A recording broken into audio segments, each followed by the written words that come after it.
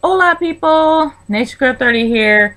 Honestly guys, it really makes absolutely no sense for me to do a thorough review since it was just old school night. But I will say this, man, was it nice to see Jake the Snake Roberts. I haven't seen Jake the Snake Roberts in so long, but it was really nice to actually see him again. There was so many of the old school favorites that were there, and that's how it usually is.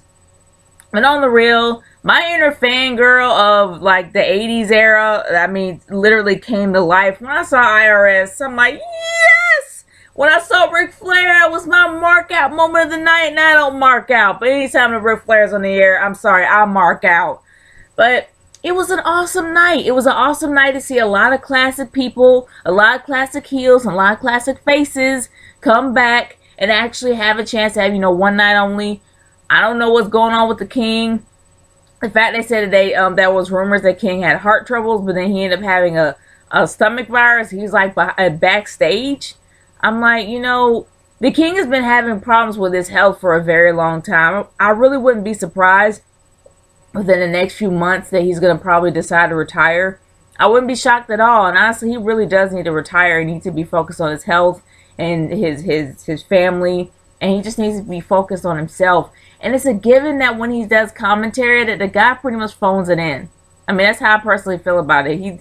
He phones it in because I don't know whether or not he's not feeling well, whether or not he just doesn't care. But yeah, I mean, it wouldn't be any shocker to me in the slightest if the guy decides to retire. But on the real, it was an old school night. There's really nothing to talk more about except for some of the matches. Now, the match that really did make me interested was Roman Reigns versus CM Punk. Now, we all talk about how Roman Reigns would be the next one to be pushed, and honestly, it shows that he actually beat CM Punk. He took out 4 guys in the last Royal Rumble. The guy is a dynamo, and not only that, he's a Ross cousin, so of course he's going to get somewhat of a big push.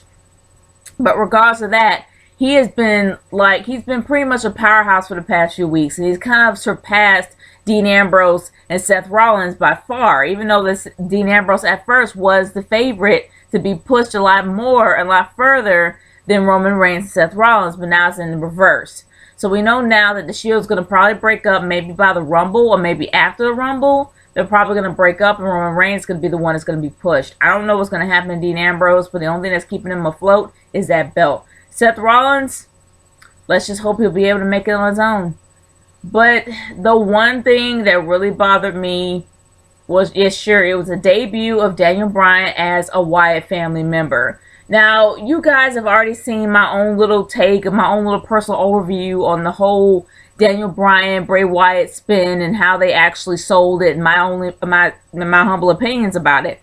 So I'm not going to really go too much into it, but I will say, how in the world can you start an angle to where this guy is broken from what society has done to him or broken from what the authority has done to him when he still has pride? When you're broken, you have no pride. You have no reason to go, you have nothing that's holding you back because you have nothing to lose. That's what being broken is. Now, the fact that he's literally hesitating and doing all this other stuff shows that he has pride. And they're trying to make him infiltrate the Wyatt family to break him up on the inside.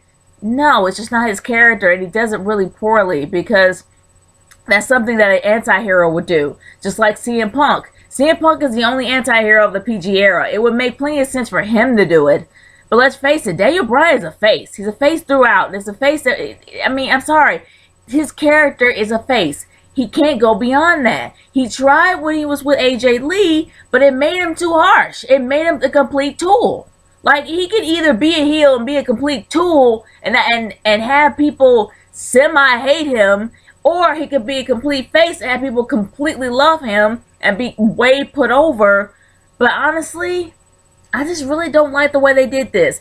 But as as a lot of people have told me before, especially my friend Daniel, he was like, look, why don't we just see how it goes? And Daniel has a point. So I'm like, all right, we'll just see how it goes. Even though I still think it stinks and I don't like it. And I don't, but we'll see how it goes.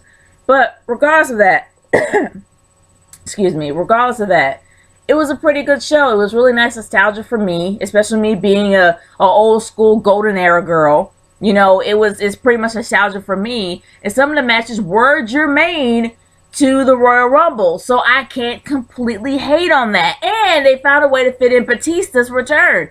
Batista's actually going to be in the Royal Rumble for those that did not watch Raw, even though you guys did, so you kind of know he's going to be in the Rumble anyway.